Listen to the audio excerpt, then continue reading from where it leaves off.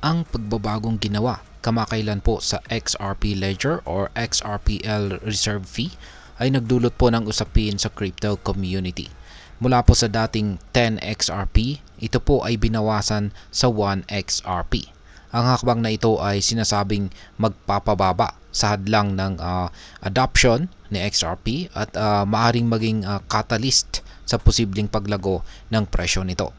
Ayon po sa isang Wall Street analyst na si Madam Linda P. Jones, ang ganitong pagbabago po ay may kasaysayan sa pag-trigger ng paglakas sa presyo ni XRP. Pero ano nga ba ang XRP Reserve Fee at paano po ito makakaapekto sa market? Kaya yan po ang siyang ating pag-uusapan sa video na ito. Pero bago po tayo magpatuloy, ay nais ko lamang po munang bigyang linaw ang aking disclaimer kung saan ang nilalaman po ng video na ito ay hindi po ito isang financial advice. For education and information purposes lamang po ang layunin nito. Ayan, umpisaan po natin sa XRP Reserve Fee, kung ano po ito at kung bakit mahalaga ito. Ang reserve fee ay ito po ang minimum na halaga ng XRP na kailangan pong i-hold sa isang wallet upang magamit ang XRPL. Ito po ay isang mechanism upang maiwasan ang spam sa network. Dati itong nasa 20 XRP, ngunit kalaunan ay ibinaba po sa 10 XRP. At ngayon, ito na po ay naging 1 XRP na lamang. Ngayon ay bakit po mahalaga ito? Sa mas mataas na reserve fee ay kailangan pong maglaan ng malaking halaga ang isang user bago po sila makagawa ng account o mag-transact. Habang tumataas po ang halaga ni XRP, mas nagiging mahal ang pagpasok sa ecosystem. Halimbawa ay noong ang presyo ni XRP ay nasa $2.50, ang 10 XRP reserve fee ay katumbas po ng $25. Isang halagang maaring maging sagabal para sa maraming users. Ayan, ngayon ay ano naman po ang nangyari sa bagong pagbaba ng reserve fee? Noong December 2 ay ipinakilala ang bagong 1 XRP reserve fee sa gitna po ng tumataas na presyo ni XRP. Sa kasalukuyang presyo nito na $2.60, ang bagong reserve fee ay nasa $2.60 lamang. Ayon po sa mga tagapagtaguyod ng pagbabago tulad po ni Ginoong Witsi Wind, siya po ang tagapagtatag ng Zoom Developer or XRPL Labs, ang mababang fee ay magpapadali sa pagpasok ng mga bagong users at magpapalakas po ng adoption. Ayon po kay Ginoong Wind, mas nakakainganyo ang bagong fee sa mga nais gumamit ng XRP bilang isang digital asset.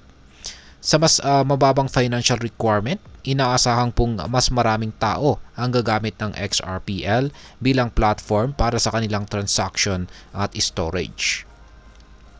Ngayon ay ano naman po ang sinasabi ng kasaysayan tungkol po sa reserve fee reductions?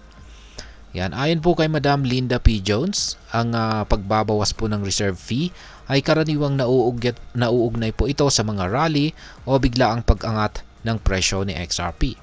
Halimbawa ay noong ibinaba po ang reserve fee mula sa 20 XRP sa 10 XRP ay nakita po ang paglago sa presyo nito.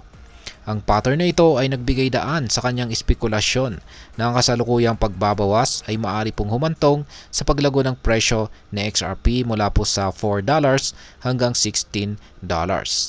Kung totoo po ang prediction, nangangahulugan po ito ng 54% hanggang 515% na pag-akyat mula sa kasalukuyang presyo na $2.60.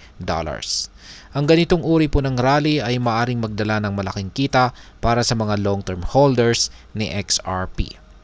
Ayan po yung aktual na tweet rito or post ni Madam P. Linda Jones. Ayan. Ngayon ay ano po ang mga posibleng dahilan ng paglago ng presyo? Una ay ang mas malawak po na adoption ni XRP. Ang mas mababang reserve fee ay magbibigay daan po ito sa mas maraming tao na gumamit ng XRPL. Ang mas maraming user sa network ay nangangahulugan po ito ng mas mataas na demand para kay XRP. Pangalawa ay ang pagtaas po ng kumpiyansa sa market. Kapag nakita po ng mga investor na patuloy ang mga positibong pagbabago sa network, maaaring mas tumaas po ang kanilang kumpiyansa na mag-invest kay XRP. At pangatlo ay ang historical momentum. Kung susundin po ang nakaraang patterns, ang pagbaba ng reserve fee ay nagiging sinyalis ng bullish trend sa market. Ngayon ay ano naman po ang ibig sabihin nito para sa atin bilang mga Pinoy crypto traders at investors ni XRP? Ang mga pagbabagong ito ay meron po itong mga malinaw na implikasyon. Yan po ay ang pagkakataon para sa murang entry. Ang mas mababang barrier po sa pagpasok sa XRPL ecosystem ay nagbibigay daan po ito para sa mas maraming Pinoy na subukang gamitin o mag-invest kay XRP nang hindi po kinakailangang maglaan ng malaking halaga. Ang prediction po na presyong $4 hanggang $16 ay nangangahulugan na rin po ito ng potensyal na malaking returns para sa mga maagang bumili sa mas mababang presyo. Yan, at si XRP ay mas madali na rin pong ma-access ng mga Pinoy na naghahanap ng mabilis at murang paraan ng pag-remit o pag-transfer ng pera, kung saan ay mahalaga po ito sa mga OFW at kanilang mga pamilya.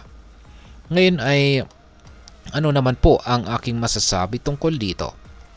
Ang pagbaba ng reserve fee ni XRP ay isa po itong mahalagang hakbang tungo sa mas malawak na adoption ng technology.